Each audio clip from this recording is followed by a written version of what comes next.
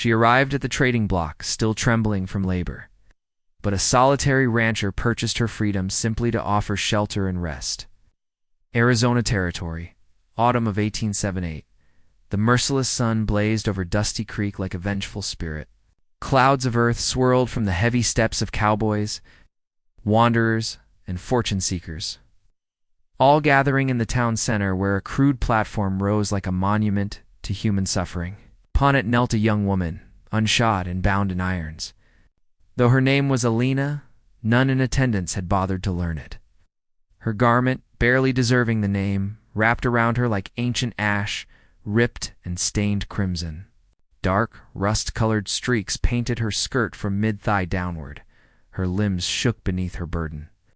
Cradled against her breast, a newborn mewled softly, pink-faced and eerily quiet. A heavy metal band circled her left ankle, secured to the wooden post. Raw flesh showed beneath the restraint. "Come forward, gentlemen," shouted the seller, standing proud in his charcoal waistcoat, grinning like a desert viper. "2 lives for the cost of 1, friends, young enough to heal, and includes a whelp to build your future." Cruel laughter erupted from the assembled crowd. "She's still dripping," someone called out mockingly. "Prime as a newborn colt," the seller chuckled back. "Not often you can christen a child you didn't sire." Alina kept her gaze fixed on the weathered boards beneath her knees. The crowd's jeers melted into the thunder of her pulse, her lips pressed to the infant's crown, her soul active resistance. "No tears, no pleas. We begin at 40, the seller bellowed. 40 for this pair, girl and spawn. Both breathing, both bleeding. Who'll make an offer?" 60, came a voice. 80, answered another. The bidding rose like heat from desert. Stone. With each shout, Elena's breathing grew more shallow. 100. 150 from the gentleman with the cigar. Then a voice sliced through the chaos. Steady, rough as gravel. 250. Silence crashed down over the square like a fallen tree. Every head swiveled. The man stood at the crowd's edge, tall and grim-faced. A weathered hat cast, shadows across most of his features, but his jaw was set like a steel trap. His long coat showed wear, his boots were scuffed. Appeared unremarkable until you glimpsed his eyes. 250, he repeated, louder now. The seller stammered. "Sir, perhaps you misheard." "I heard fine." "What's your purpose with this merchandise?" someone yelled from the throng. The man stepped closer, boots striking the planks like hammer. Blows. "To provide her rest, to let her heal. Nothing more. Strange charity at such a price," muttered a voice. The man turned toward the heckler, hand settling on the pistol at his waist, not drawing, merely resting. "Anyone care to outbid me?" Silence reigned. His voice dropped low. "Then quiet your tongues and ring the bell." The seller cleared his throat and struck the gavel. Sold, the man climbed the steps. Alina didn't raise her head until she heard the whisper of his blade cutting through her shackle. The chain fell with a final clang. He offered his hand. She didn't accept it. "What do you want from me?" she asked, voice hoarse. "Rest," the man replied evenly. "Sleep first, then we'll speak as equals." She studied him for a long moment, then struggled to her feet. The baby whimpered softly. He glanced at the child, then at her. "Have you a name?" she hesitated. "Alina?" He nodded. "Samuel Thorne." He turned to address the staring crowd, still trying to comprehend what they'd witnessed. Samuel paid them no mind. Placed his hand gently on Elena's shoulder. "This way," with the broken chain still warm on the platform behind her. She stepped down from the block, barefoot and blood-streaked, but no longer alone. The town watched them depart, a young mother and a stranger, walking away from a crowd that had once traded human lives like livestock. Not a soul pursued them. Not a soul dared. The path to Samuel Thorne's ranch meandered through rolling hills dotted with juniper and stone quiet, yet alive. Wolves sang at dusk, and stars pierced the sky before the final ridge revealed a spread of land bordered by fencing and elongated shadows. Samuel spoke little during the journey. Alina clutched the baby close, her eyes surveying every post, every stretch of open ground. Her feet ached from walking, her knees sore from hours of kneeling, yet she never complained. Pain was familiar territory. Samuel led her behind the main dwelling. Past the corral, beside the stables, stood a weathered, cabin single room. Small hearth, a narrow bed, and a cradle Samuel had mended that morning with salvaged nails. "This is yours," he said simply, pushing open the door. Alina entered slowly, as if anticipating deception. The bed held fresh linens. The hearth glowed with live coals. A single quilt lay folded at the foot. She remained silent. So did the baby. Samuel set a kettle to warm on the hearth, then placed a bowl of cornmeal on the table beside the cradle. "Return at sunrise," he said. "You need rest. More importantly, the child needs a mother who isn't watching for threats." He started to leave. "Wait." Elena's voice was soft, nearly unused. Samuel paused. She moved to the cradle, laying the baby down gently. Then, without turning, she said, "If you attempt to harm me, I'll open your throat while you sleep." He nodded. "That's reasonable." Then he stepped outside, closed the door, and left her in peace. The night stretched longer than expected, colder too. Elena didn't sleep. She fed the child from the bottle he'd left, wrapped him tighter, then drew a small blade from beneath the baby's blanket and tucked it under her pillow just in case. Listened for footsteps, for creaking wood, for breathing not her own. But nothing came, only silence. Dawn broke in gentle whispers. The baby stirred. Elena sat up, instantly alert, knife still in hand. Then she noticed it on the edge of the credella square of ivory fabric, worn at the edges, embroidered with delicate thread, tiny ravens stitched along the borders. A handkerchief, not a threat, a gift. She touched it with cautious fingertips. When Samuel knocked and entered, he carried only a bottle of warm milk and a jar of stewed fruit. She watched him like he was a wildcat. He set the items down and nodded toward the cloth. "My grandmother made that when I was young, for my little sister. She passed that winter." Elena blinked. "Why give it to me?" Samuel met her gaze. "Because your child deserves more than metal bonds and dirt floors." She said nothing. He reached into his coat and placed a soft bundle of clothing, small baby garments, mended but clean, beside the jar. "I'll be back by evening." She stopped. "Him again. Why are you doing this?" Samuel's answer was quiet. "Because no one ever asked how you wanted to live." She looked at him for a long time, the knife still hidden beneath her leg. Then finally she asked, "What if I don't know?" Samuel gave a slight smile. "Then I suppose you start with sleep." Left again.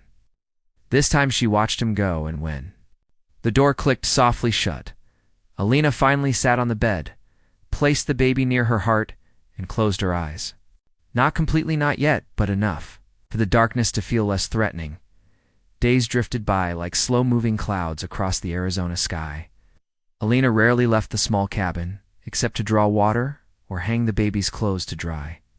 The ranch remained peaceful, save for the shuffle of horses and Samuel's distant whistling as he worked the pens. She never asked questions. Samuel never demanded answers. Trust, like seeds in hard soil, began to take root. Every morning he brought breakfast, never more than warm biscuits and milk hand, set it quietly on the doorstep. Sometimes he left a book with dried flowers pressed inside, other times a blanket. He never spoke more than necessary. The baby, whom she now called David in her thoughts but dared not say aloud, grew stronger. Elena began humming again under her breath when she thought no one was listening. Still, she never told Samuel her full name. No one had ever asked before. The townspeople still called her the girl from the auction, or worse, property that won the market goods. They avoided her at the general store, stared at the scarred ring around her ankle, but Samuel called her something different. Miss Elena. The first time he said it, she had been drawing water from the well. "Morning, Miss Elena." She'd frozen, the rope burning her palm. "What did you say?" she asked warily. He tipped his hat back. "Your name? Figure you have one." She stared, then with something like wonder whispered, "No one has ever said it like that." Samuel shrugged. "That seems wrong," and walked away. 3 nights later, just before sunset, Thunder didn't roll from the heavens, it came on horseback. For riders raised dust at the ranch gates, men in canvas coats, their faces familiar in the worst way. Lena had seen one of them at the square, laughing when she bled through her dress. She was in the cabin when she heard the gate slam and voices bark commands. Samuel stepped from the barn, rifle already in hand, calm as a man who'd seen worse.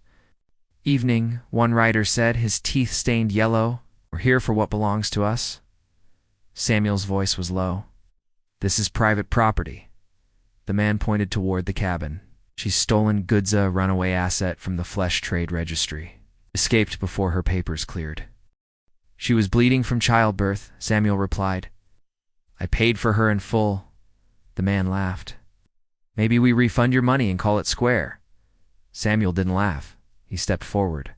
"On this ranch, property doesn't draw breath. That woman has lungs and a name." One of the others leaned forward, hand near his weapon. "You making this legal trouble?" "Making it human," Samuel replied. Silence held for one breath too long. Then the lead man spat in the dirt. "It's not worth the trouble." He yanked his reins, turned his horse. The others followed. Dust and hoofprints faded into the approaching darkness. Samuel waited a long moment before lowering the rifle. From behind the stable door, Alina stepped out slowly. "You could have been killed," she said. Samuel looked at her. "So could you." Her arms tightened around the baby. "What if they return? Then they'll remember what kind of man lives here." She looked down, then up again. "Miss Elena," he added gently, "if you want to be called something else, I can try." "No." She shook her head. "No," she whispered. "It was never the name I hated, just the way it was spoken." And for the first time, she said her full name aloud. Alina Rose. Samuel nodded once. "Pleasure to meet you properly, Miss Rose," though the wind still carried the scent of dust and danger. Something warmer settled on the porch that night. It's the fragile breath of someone beginning to believe she could belong. The night air had turned sharper than usual. A faint breeze stirred the chimes Samuel had hung under the eaves, their notes soft and scattered like broken melodies. Inside the cabin, Alina curled tightly on the bed, one arm around David, the other pressed against her ribs as if holding herself together. Her breathing came in shallow gasps. Sleep had finally claimed her.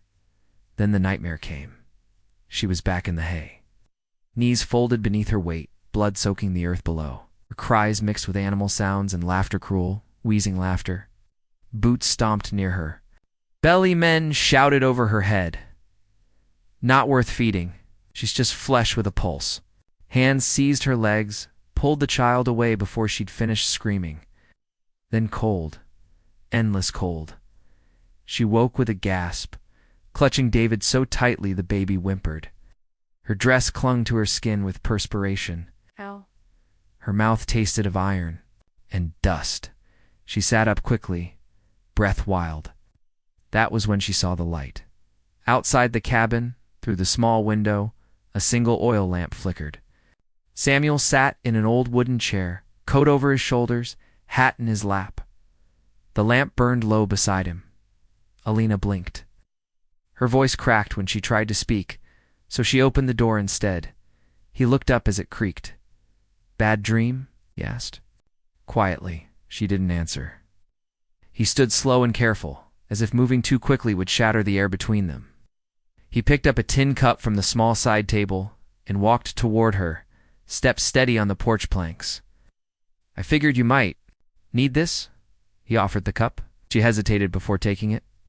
The scent reached her first lavender, mint, and something earthy. Not sweet, not bitter, just warm. She cradled the cup with both hands, letting the steam rise between her fingers. Samuel didn't ask what the dream had been, didn't try to explain. What she'd endured, he just said, "No one's going to hurt you again, Alina. Not while you're under this roof." Looked up slowly, eyes glassy. "How can you promise that?" "I don't promise," he said. "I just keep watch." She took a sip.